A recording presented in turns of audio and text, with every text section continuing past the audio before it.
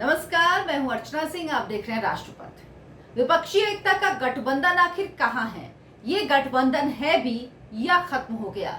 ये सवाल इसलिए क्योंकि इसमें शामिल पार्टियां न एक दूसरे के विरोध प्रदर्शनों में एक साथ नजर आती हैं, न ही भ्रष्टाचार विरोधी कार्रवाई जब इन नेताओं के खिलाफ, इन पार्टियों के नेताओं के खिलाफ होती है, जब इनके घरों पर, दफ्तरों में छापेमारी की जाती है, इंडिया अलायंस की पार्टी के नेता की गिरफ्तारी होती है, तो उस पर ये औपचारिक रूप से कुछ नहीं बोलती, चुप्पी साध लेती हैं।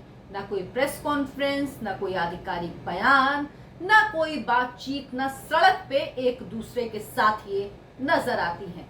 इसीलिए मैं इस सवाल पूछ रही हूं कि विपक्षी एकता का गठबंधन आखिर कहां है? ये गठबंधन है भी या खत्म हो गया? आपसे गुजारिश है, मेरे इस चैनल को सब्सक्राइब जरूर कर लीजिए और वीडियो को लाइक जरूर कीजिएगा, नोटिफिकेशन वाली घंटी दबा दीजिए ताकि जब भी नया वीडियो आए उसकी जानकारी आप तक पहुंच जाए, आप तक उसका नोटिफिकेशन पहुंच जाए। ये जो विपक्षी पार्टियां हैं, इंडिया अलायंस की पार्टियां हैं, ये कोई प्रेस कॉन्फ्रेंस नहीं करती, ये नहीं कहती कि झूठे मामले में संजय सिंह को फंसाया गया, शराब घोटाला झूठा है, शराब घोटाला काल्पनिक है, जैसा कि अरविंद केजरीवाल कह रहे हैं। डीएमके सांसद के यहाँ छापेमारी हुई, 89 करोड़ की संपत्ति जब्त हुई, उसको सीज किया गया, लेकिन उस पर भी ये लोग कुछ नहीं बोलते। कांग्रेस जो गठबंधन की सबसे बड़ी पार्टी है, उसके किसी भी राष्ट्रीय नेता ने कोई बयान नहीं दिया। सिर्फ मैं सुन रही थी दिल्ली के जो अरविंदर सिंह लवली हैं, उन्होंने बयान दिया, वो भी बड़ा बीच का बयान दिया, यानी बैलेंस करने की कोशिश की। ये भी नहीं कहा कि गलत है, ये भी नहीं कहा कि सही है। बाकी जो रटा रटाया होता है कि मोदी जी ईडी सीबीआई का इस्तेमाल कर रहे हैं, वो तो एक बेसिक लाइन है जो ये सब बोलते ही हैं। वैसे कांग्रेस के लिए बड़ी दुविधा भी है कि उसे अपने सबसे बड़े राजनीतिक विरोधी केजरीवाल के साथ इंडिया अलायंस में मंच शेयर करना पड़ता है। सबसे पहले कांग्रेस ने ही हालांकि शराब घोटाले को लेकर शिकायत की थी। कांग्रेस जानती है कि गड़बड़ हुई है, तो बोले भी तो क्या बोले।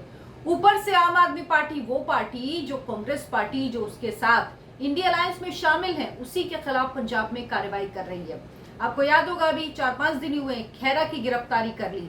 जो कांग्रेस पार्टी के नेता हैं, पहले आम आदमी पार्टी में थे, फिर कांग्रेस में आ गए और उन्हीं के खिलाफ कार्रवाई कर ली, किसमें? नशे से जुड़े एक मामले में। और कहा कि नशे पे कार्रवाई तो होनी चाहिए, अगर कोई गलत करेगा तो कार्रवाई होगी। कांग्रेस ने उसका विरोध भी किया, इसीलिए कांग्रेस अब बड़ी असमंजस की स्थिति में है।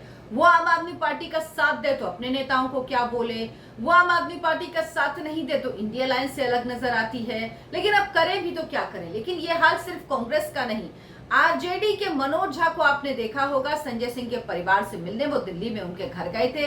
ये उनकी मजबूरी है। उनकी पार्टी के मुखिया लालू यादव के बारे में तो आपको पता ही है, सजा याफ्ता मुजरिम है, अदालत से मुजरिम घोषित हो चुके हैं, सजा पा चुके हैं, हेल्थ ग्राउंड में बाहर हैं। इसके बाद तेजस्वी सामने आए। जब तेजस्वी से पत्रकारों ने सवाल पूछा तो उन्होंने कहा मोदी जी हार गए रहे हैं, डर गए हैं, इंडिया अलायंस से डरते हैं, इसीलिए वो विपक्ष पर ईडी और सीबीआई का इस्तेमाल कर रहे हैं।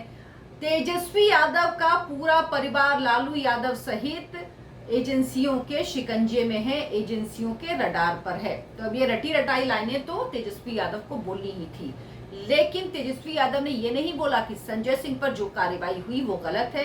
आम आदमी पार्टी ने कोई घोटाला नहीं किया, कोई शराब घोटाला नहीं हुआ, ये काल्पनिक के गलत फंसाया गया है। कहीं उन्होंने इस चीज का कोई जिक्र नहीं किया। एक जनरल स्टेटमेंट जो उनके अपने दर्द को बयां करता है, सिर्फ वही उन्होंने दिया। अब शिवसेना के जो राज्यसभा सांसद हैं, जो सामना मुखपत्र है उसके संपादक ये लिखते हैं, संपादक हैं उसके संजय राउत, उन्होंने भी संजय सिंह के परिवार से मुलाकात की। अब संजय राउत का तो अपना ही दर्द है, वो खुद भ्रष्टाचार के मामले में जेल जा चुके हैं, जेल की हवा खा चुके हैं, तो उनका पहुंचना लाजमी है। लेकिन क्या उद्धव ठाकरे का बयान आपने कहीं सुना? शिवसेना यूबीटी के अध्यक्ष उद्धव ठाकरे, कार्यकारी अध्यक्ष, क्या उनका बयान कहीं आया? क्या उन्होंने इस मामले में कहा कि ये गलत है, ये कार्रवाई नहीं होनी चाहिए, संजय सिंह निर्दोष हैं, संजय सिंह शरीफ हैं, उन्होंने कुछ नहीं किया, आम आदमी पार्टी बहुत अच्छी दिल्ली में सरकार चला रही है, सब कहा? नहीं कहा। तो संजय सिंह का पास संजय राउत का जाना, संजय सिंह के परिवार के पास संजय राउत का जाना, वो उनका अपना दर्द है, उनका अपना वो है। टीएमसी की नेता ममता बनर्जी भी कुछ नहीं बोली।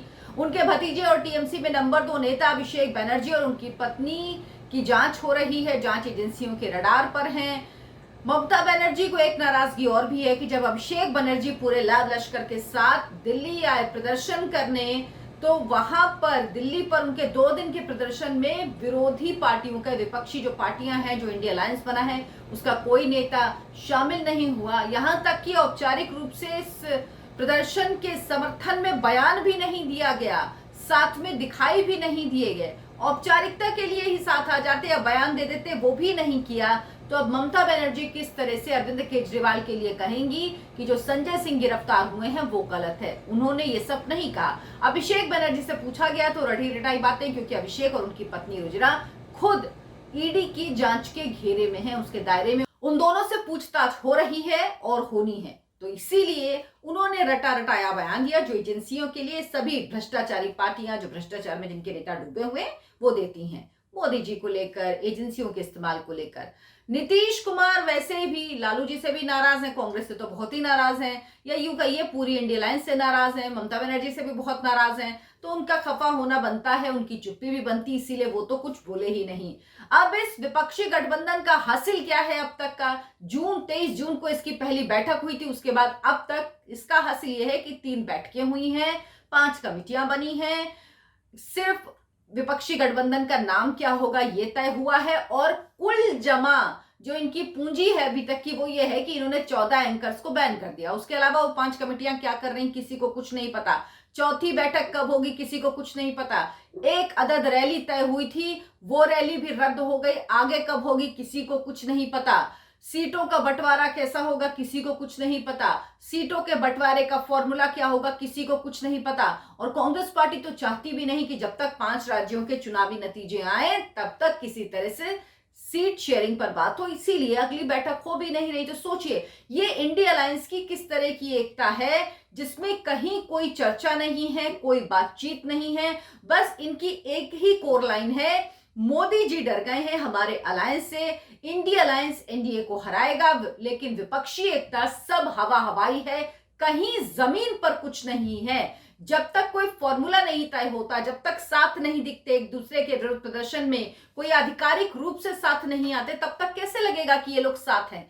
तो ये गठबंधन भी हवा हवाई ही है, बस ये माहौल बनाने के लिए है कि मोदी जी डर गए हैं, एनडीए हारने वाला है इंडिया अलायंस से। इंडिया अलायंस इतना ग्रैंड अलायंस है कि बस पूछिए नहीं, जहां पर कोई किसी को पूछ नहीं रहा है वहां पे ये सब अपने अपने राग गा रहे हैं। तो कुछ होना नहीं है, लेकिन माहौल बनाना है जो ये लोग कर रहे हैं, और ये यही करेंगे, यही करते रहेंगे, क्योंकि इनके पास कुछ भी ठोस नहीं है। और जैसे जैसे 2024 नजदीक आएगा, जैसे जैसे भ्रष्टाचार पर और लोगों पर कार्रवाई होगी, जिस तरह से अभिषेक बनर्जी से पूछताछ होनी, रुजिरा बनर्जी से पूछताछ होनी, और अब केजरीवाल भी घेरे में आएंगे, इसमें बहुत समय नहीं लगने वाला। इन लोगों की बेचैनी, परेशानी, बयानबाजी बढ़ेगी, लेकिन इन सब का हासिल कुछ भी नहीं है। मेरे इस वीडियो को लाइक करें, शेयर करें और चैनल को सब्सक्राइब जरूर कर लें। नमस्कार।